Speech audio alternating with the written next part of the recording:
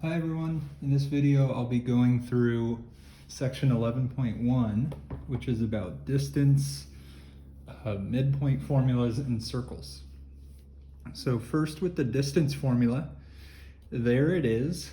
It says if you have 2 points, we're calling the first point x1, y1, the second point x2, y2. So if you have these 2 points, just somewhere, doesn't matter where, but maybe they're like this.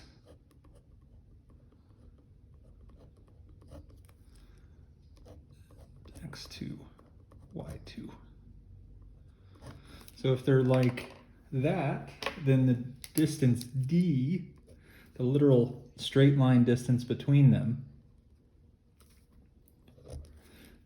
would be given by this equation here. The midpoint, so if you wanted to know what is the point exactly in the middle of these 2 points, so maybe a point like that midpoint, that would be given by this formula here. All right, so to apply it, it says in example 1, it says to find the distance and midpoint between the following points, round answers to the nearest tenth. So I'll start with the distance. What I'll do is I'll go ahead and call this my first point and this my second point. So the distance D will be the square root of x2, which is 1, minus x1, which is 4, squared, plus y2, which is 4, minus y1, which is 1, and then squared. So we want to simplify this, and I'm just now realizing that I've been writing that outside the screen. Sorry about that. So here's what I was writing, just following this formula. Okay, so simplifying this, we'll get the square root of -3 squared plus 3 squared. That's all happening inside of a square root. So square root of 9 plus 9 equals the square root of 18. There is a factor of 9 inside of there.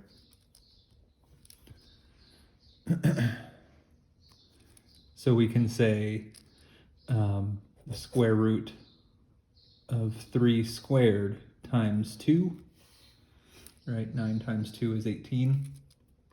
So in simplified form, we would have 3 root 2. It says to round answers to the nearest tenth. So I'll go ahead and do that. So 3 root 2, S to D. The tenth is the first decimal place. So I'll say about 4.2.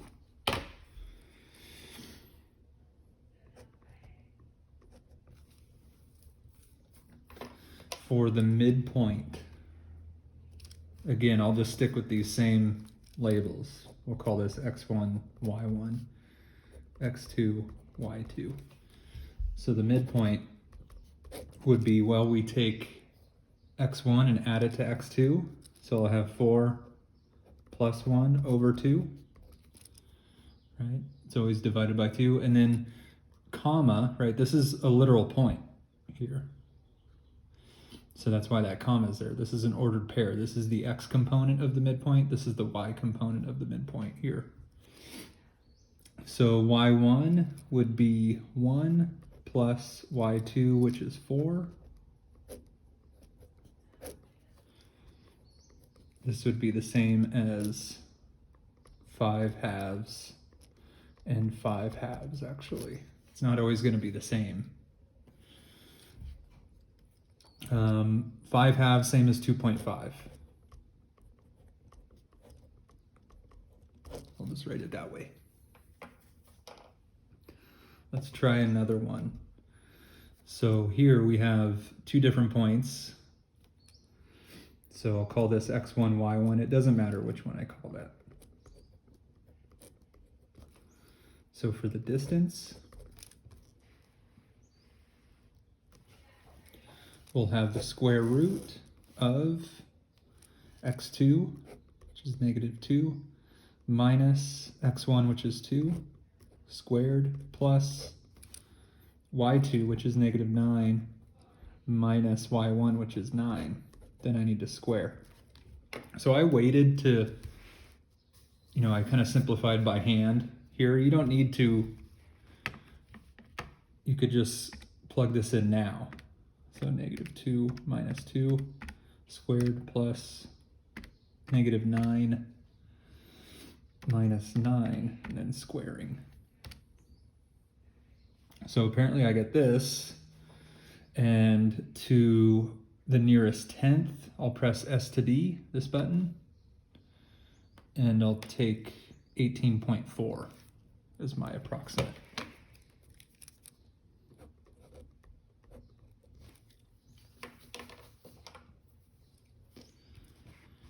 For the midpoint, sticking with these same assignments here. So x1 plus x2, I'd have 2 plus -2 over 2. Then I would have y1, which is 9 plus -9 over 2. So this is 0 over 2 and 0 over 2, so actually 0, 0.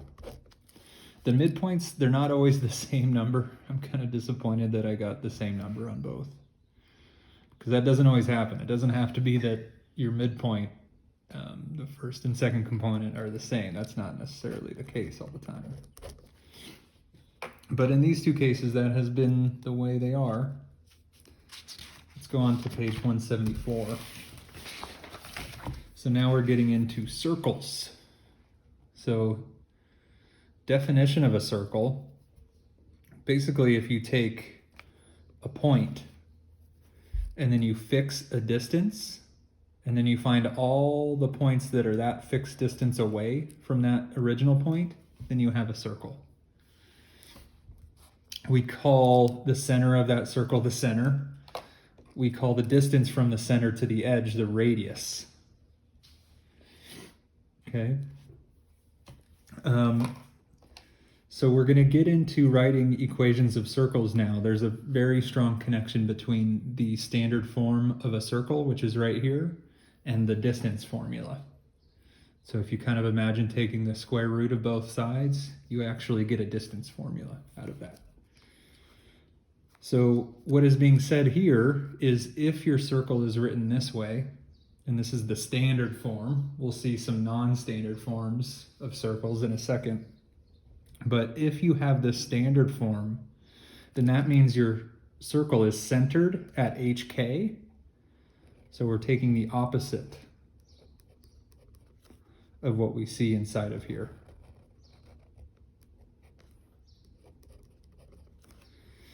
Right, so that defines the center of your circle. And then the radius is defined by r. So you'll often see r squared here, but it would just be r that is the radius of the circle, not r squared. So this says write the standard form of the equation of the circle with center 0, 0 and radius of 4. So this means h equals 0 and k equals 0 with respect to this information here, and r equals 4. So I'll plug that into here. So x minus 0 squared plus y minus 0 squared equals 4 squared. All right, the radius needs to be squared. We can simplify this to x squared plus y squared equals 16.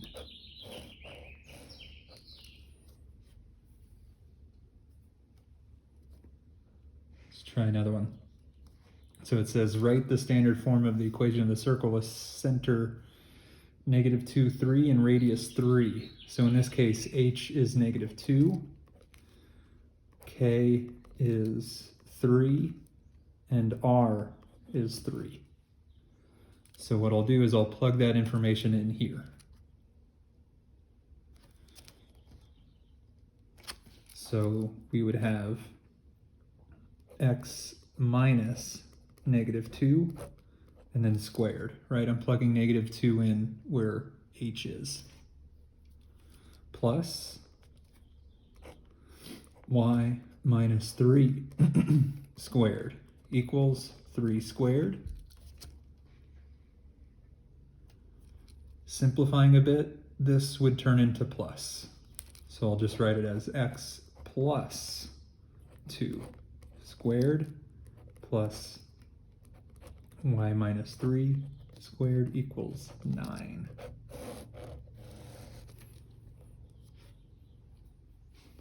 All the solutions to this equation would form a circle centered at -2, 3 with radius 3.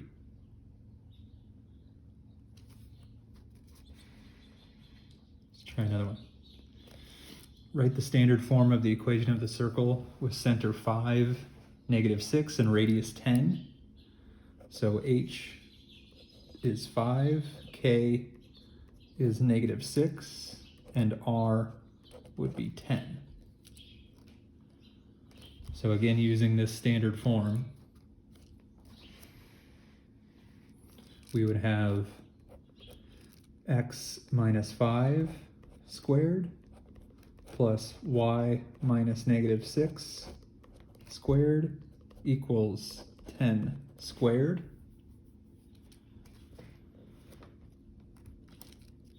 Simplify, this turns into plus. So x minus 5 all squared plus y plus 6 all squared equals 100.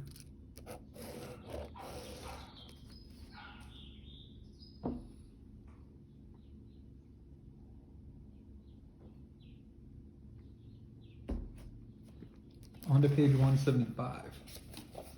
All right, so now we're given an equation, a standard form circle, and we're being asked to graph, and we're to define the center and the radius. So if we have a plus here, if you notice when it turned out to be plus, all right, here's one that's plus, then that means that the point was the opposite. It was negative, right? When it was minus, then the point, actually it was opposite and it was positive.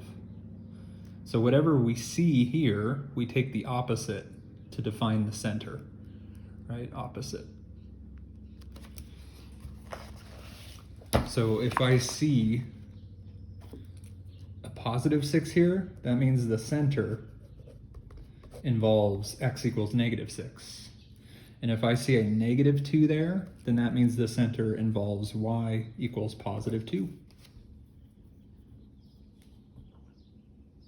Okay, so that's the center. We now need to define the radius. Just going back for another quick second. When our radius was 10, 100 appeared here. When our radius was 3, a 9 appeared here. When our radius was 4, a 16 appeared here. So whatever number is sitting there, we take its square root, and that's the radius. So in this case, a 9 is sitting there, so the radius would be the square root of 9, in other words, 3. To graph it, so find the center, so -6 and 2, there's the center of the circle. Now use the radius to count in every direction. So I'm going to count up 3, to the right 3, down 3, and to the left 3. So these are kind of extremities of the circle, and then just do your best to draw a circle, which is not easy all the time. That's it. Okay. Here is a general form of an equation of a circle. So believe it or not, this is a circle. What our job to do is to write the standard form and graph. So we want to take this thing into something that looks like this. So we want to transfer that. What I'll do first is put all the same variables next to each other. So x squared plus 4x plus y squared minus 6y minus 23 equals 0. So what I want to do, instead of having like x's and y's, I want something squared plus something squared, right? I want to get this. So what we need to do is actually complete the square twice for both x's and y's. So maybe I'll do the x's in like light blue here. So here, remember, let me write something up here first. That completing the square was if you can find x squared plus bx in your problem, if you add in half of b squared, then you'll get a factorization as x plus half of b all squared. So we basically want to create a couple of these, right, so that they look like this. So here is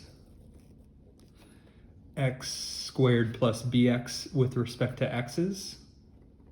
So b would be 4. Half of b squared would be 4 over 2 squared. In other words, 2 squared. In other words, 4. So 4 is the number that I will add right there. But also remember, when I do to one side, I have to do to the other side. So I'll also add it there. For the y's,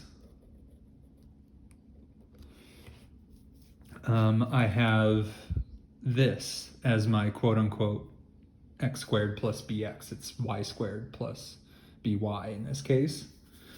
But I need to complete the square with respect to y's now. So b for the y's is right here, right? -6. So half of b squared would be -6 over 2 squared, which is -3 squared, which is 9. So 9 is the number that I'll add right there, but also over here.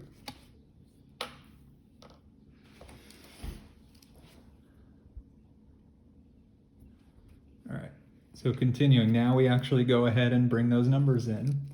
So x squared plus 4x plus 4 plus y squared minus 6y plus 9 equals 0 plus 4 plus 9.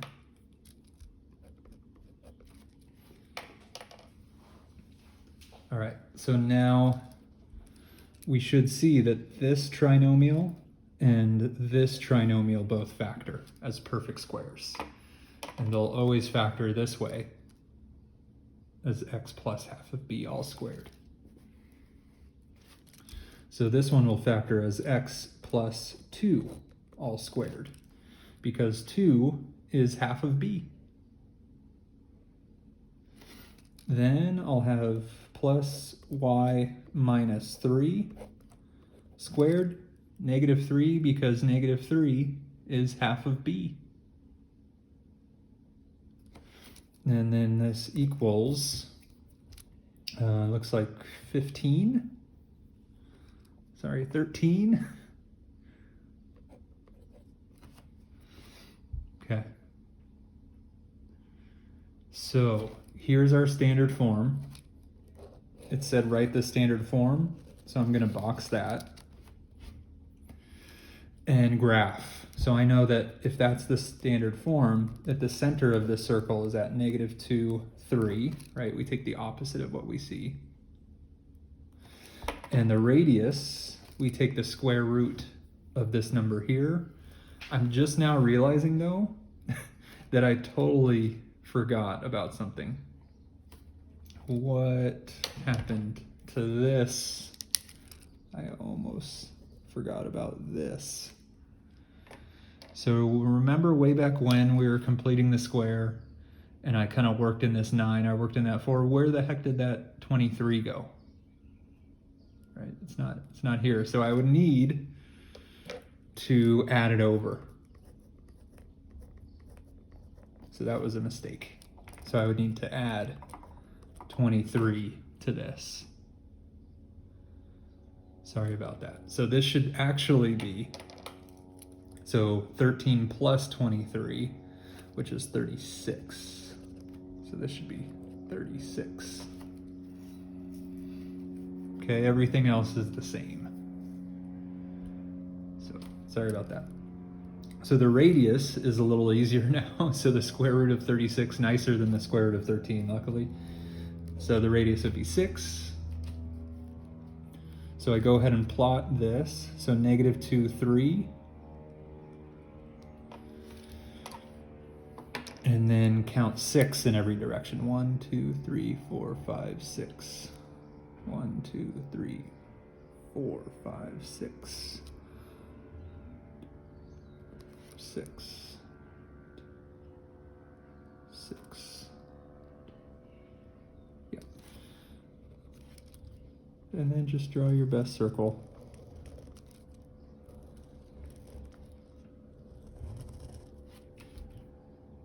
All right, let's go on, try another one.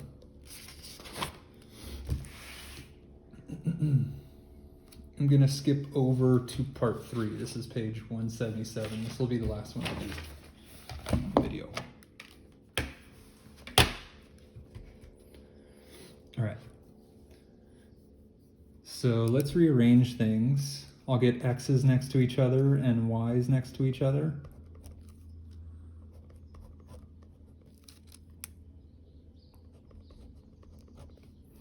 And then maybe actually right at this step, just so I don't forget about this number this time, I'll subtract over that 13.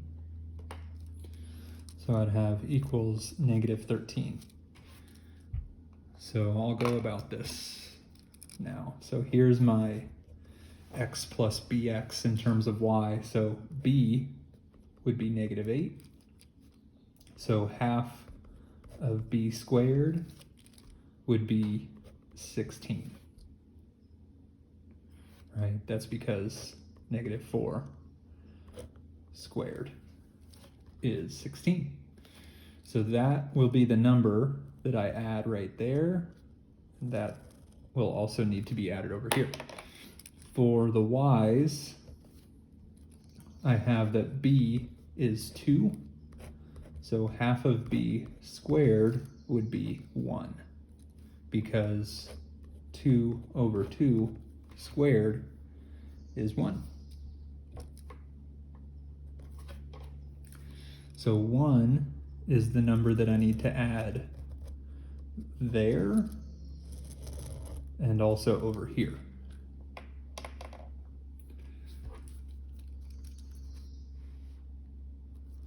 So x squared minus 8x plus 16 plus y squared plus 2y plus 1 equals, and now I have -13 plus 16 plus 1.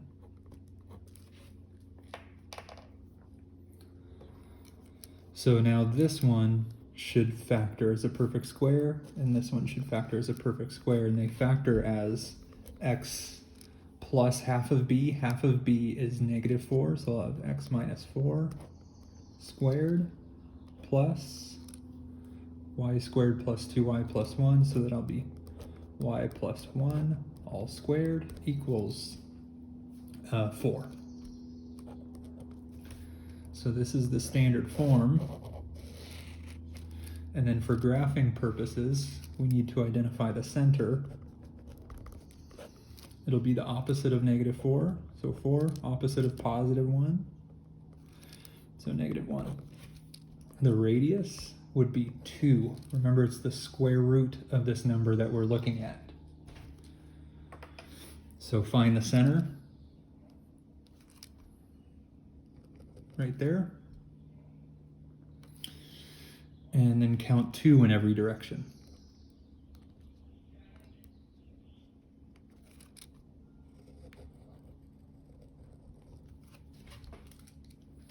Okay, talk to you all next time.